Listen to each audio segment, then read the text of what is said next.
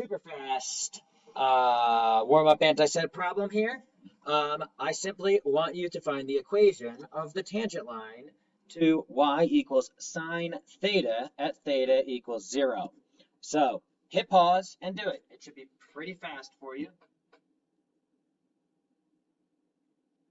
Here comes your solution. Hopefully you've hit pause and you've done it.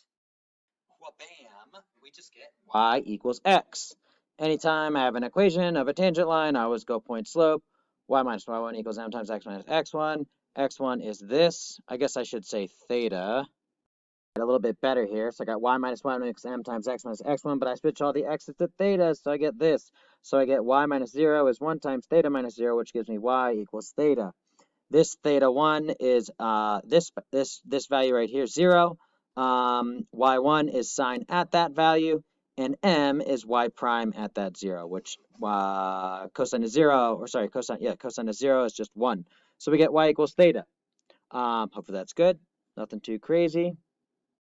So just to quickly come over and verify this, we can graph y equals x and y equals sine x at the same time. And look, oh, they're really close to each other. So when we are close to 0, right? If I have a value like, close to 0, plus 0.2, plus 0.4, notice the red x and the blue are very similar to each other. So what's the gist of this? Is that y equals x is a good approximation for y equals sine theta when theta is small. Because look, I can't even tell the difference. So bottom line, y equals theta is approximately sine of theta when theta is close to 0.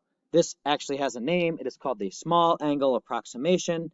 Physicists, engineers love to use it because theta is a lot easier to work with than sine theta.